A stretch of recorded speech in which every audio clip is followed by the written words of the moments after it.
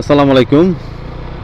চলে আসলাম আর একটি ব্লগ নিয়ে আপনাদের সামনে। আজকে যে দিকটা আমি চিন্তা ভাবনা করছি আপনাদের সাথে একটু শেয়ার করব, সেটা হইতেছে এই যে আমরা একটা জিনিস খেয়াল করি না, বাইকের যে ইঞ্জিন অয়েলটা চেঞ্জ করি, বইলা দেয় যে 1000 কিলোর মধ্যে আর কি চেঞ্জ করা লাগে। আসলে এই জিনিসটা একটা গ্রুপে দেখলাম বলে যে প্রতি 1000 কিলো পর পর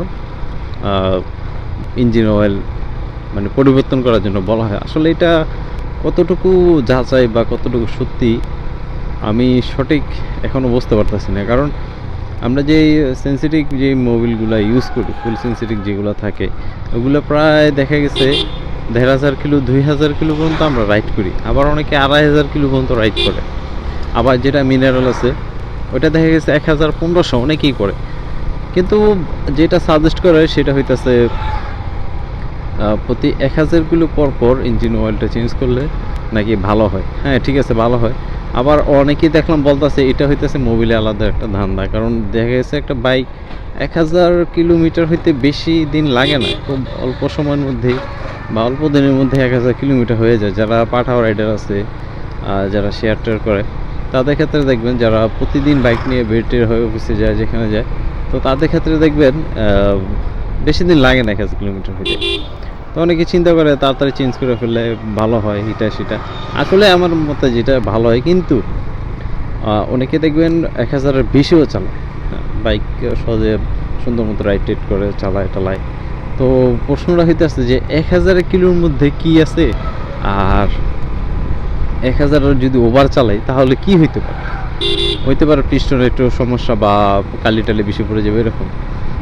এই দিকটা আসলে আমার বোঝার অনেকটা চিন্তা ভাবনা আগ্রহ জাগিয়ে উঠছে। তবে এটা নিয়ে আমি একটু দেখবো আসলে মূল সমস্যাটা, মানে মূল জিনিসটা কি। আমরা দেখি যদি রাফ অ্যান্ড টাফ যারা বাইক চালায় তাদের গাড়িও কিন্তু ভালো থাকে, ওই হিসাবে ওইটাও ভালো থাকে। আমরা যারা ঠান্ডা মাথায় চালাই তাদেরটাও দেখি তাদের হিসাবেও ঠিক থাকে। এখন প্রশ্ন রয়েছে, যদি আমি 1000 কিলো পর পর একটা মোবিল চেঞ্জ করি তাহলে কত টাকা খরচ হয় দেখছেন। ফার্স্ট টাইমে ঠিক আছে, ফার্স্ট টাইমে দেখা গেছে নতুন গাড়ি টাড়ি থাকে, ইঞ্জিন অয়েল চেঞ্জ করার একটা ব্যাপার স্যাপার আছে। কিন্তু যেটা আসলে বুঝলাম, এটা এখনও মাথায় খেলতেছে না। খুব তাড়াতাড়ি এটা নিয়ে আমি একটা ব্লগ করার ইচ্ছা আছে যে যেটা মিনারেল ইঞ্জিন অয়েলটা আছে ওইটা কি আসলে 1000 কিলো পর পর কি চেঞ্জ করার কোনো ওয়ে আছে, বা বেশি রাইড করলে কোনো সমস্যা বা এরকম কিছু আছে কি না। তো এই জিনিসটা অনেকের মাথায় ঘুরপাক খায়, আবার অনেকের মাথায় খায় না। ওই যে বললাম যে অনেকেই দেখলাম 1500 কিলোর মতো চালায় আপনার মিনারেল যেটা থাকে 500-700 টাকা যেটা কিনা হয়। আবার যেটা ফুল সেন্সিটিভ থাকে সেটা হইতেছে প্রায় 2000-এর মতো চালায় ফেলা, 2000 2500, অনেকে 3000-ও রাইড করে, যেটা টিভিএস 24, তারপর নতুন এগুলো দিয়ে দেখা গেছে কি 2000-এর প্লাস চালায়। তো কিছু হয় না আর কি, তারপর সুন্দর স্মুথলি চলতেছে। এখন দেখা যাক, আমি আসলে এটা নিয়ে একটু চিন্তা ভাবনা করতেছি যে আসলে কি করা যায়। মানে আসলে এই জিনিসটা যে বিষয়টা, এই বিষয়টা কি আসলে মোবিল সেল করার জন্য কি তারা বলে, নাকি এটা ভালোর জন্য? ভালোর তো অবশ্যই আছে, ভালোর দিকটা আছে, কিন্তু সেলের দিকটাও আছে। কারণ একটা বাইক যদি 2000 কিলো চালায় একটা ইঞ্জিন অয়েল দেয় তাহলে মোবিলটা সেল কম হইব। আবার যদি কেউ যদি 1000 ইঞ্জিন অয়েল চেঞ্জ করে তাহলে সেলটা বেশি হইতে পারে।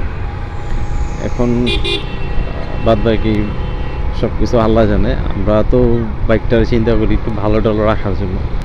তো এই জিনিসগুলো আসলে আমরা অনেকেই খেয়াল করি না। এই যে ইঞ্জিন অয়েলের যে দিকটা আছে এটা আসলে আমরা অনেকেই খেয়াল করি না। তো যাই হোক,